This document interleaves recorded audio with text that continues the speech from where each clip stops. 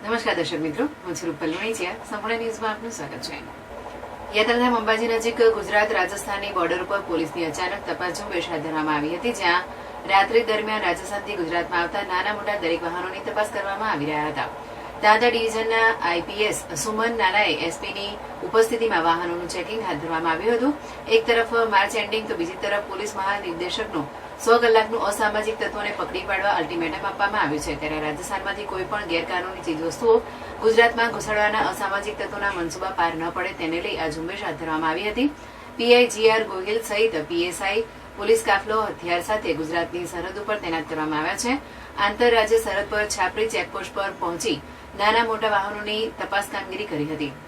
IPS Suman નાનાના જણાવ્યા અનુસાર હમણાં સુધી 100 થી વધુ વાહનો ડિટેન કરવામાં આવ્યા છે અને લાખો રૂપિયાનો દંડ પણ ફટકારવામાં આવ્યો છે.